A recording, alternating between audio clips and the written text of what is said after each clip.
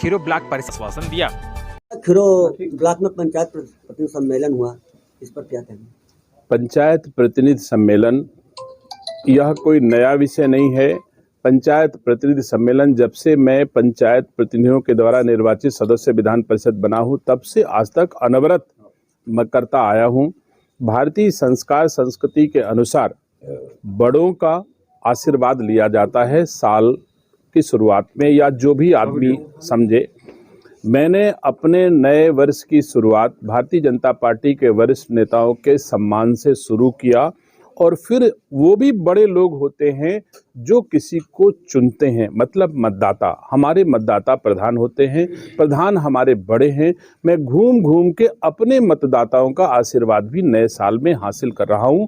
इसी आधार पे पंचायत प्रतिनिधि का सम्मेलन आयोजित करता हूं, और उनके गांव में मैं क्या सेवा कर सकता हूं, उनके गांव में मैं कौन सा विकास कर सकता हूं जिससे वो मजबूत हों, जिससे उनका सम्मान बढ़े। इस उद्देश्य से हमारा ये पंचायत प्रतिनिधि का आयोजन उत्तरोत्तर हो रहा है।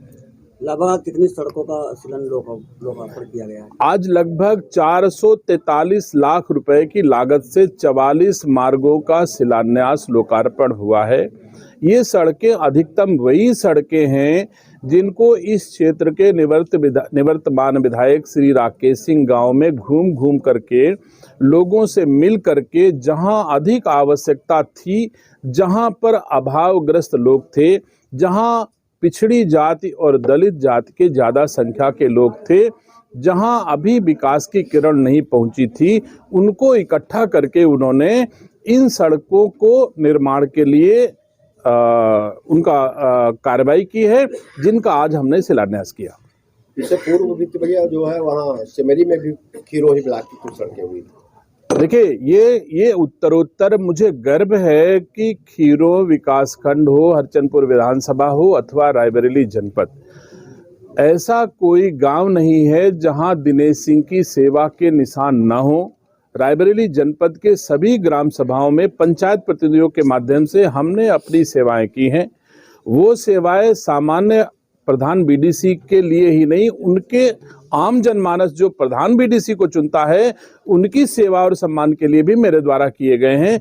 तो पूरे रायबरेली जनपद में हमने काम किया है, चाहे परिस्थितियां कुछ भी रही हों, चाहे हम विधानसभा का चुनाव हारे हों, चाहे हम लोकसभा का चुनाव हारे हों, लेकिन हारने के बाद भी हमने सेवा करना, सम्मान देना, सुख दुख में शामिल होना, हर किसी के जीवन को सुखमय बनाने का जो भी मेरा और हमारे अनुज का प्रयास था, वो हम लोग उत्तरोत्तर करते रहे हैं। चुनाव हारने के बावजूद भी हमने ये चीज़ नहीं छोड़ा। मुझे यकीन है, मुझे भरोसा है ईश्वर पर कि सत्कर्म कभी निष्फल नहीं जाता। हम दोनों भाई आपके खीरो विकास खंड में अच्छे काम करके और फिर से सम्मान पाने का प्रयास हम लोगों का है, और यह किसी को भी अच्छी लगने वाली बात है कि हम सेवा करें, परिश्रम करें, सम्मान दें, विकास करें, और उसके बाद अगर सम्मान पाने की महत्वाकांक्षा मन में हो तो अनुचित नहीं है। इसी उद्देश्य से मैं उत्तरोत्तर प्रयास कर रहा हूँ।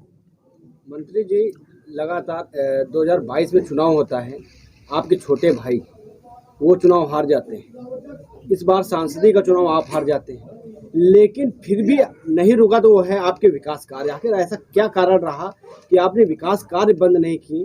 क्योंकि बहुत ऐसे नेता हैं जो चुनाव हारने के बाद घर में बैठ जाते हैं। देखिए, बहुत सारे लोग हमारे साथ भी थे।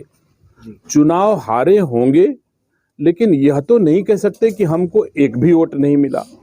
लेकिन जिन लोगों ने हमें वोट दिया है, जिन लोगों ने हमारा साथ दिया, जिन लोग हमारे सुख दुख में खड़े रहे, जिन लोगों ने हमारी पार्टी को मां मान करके उसके साथ उत्तरोत्तर सेवा की, तो उन लोगों का दायित्व तो बनता है कि उनकी मैं सेवा करूं, हारूं चाहे जीतूं।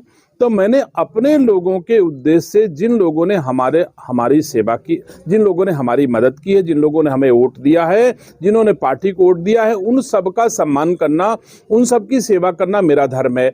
और फिर मैं सदस्य विधान परिषद हूँ। हमारे पंचायत प्रतिनिधियों ने जब जब मैं चुनाव लड़ा हूँ, चाहे जितना बड़ा व्यक्ति हमसे चुनाव लड़ा हो, सरकारें लड़ी हैं हमसे विधान परिषद का चुनाव।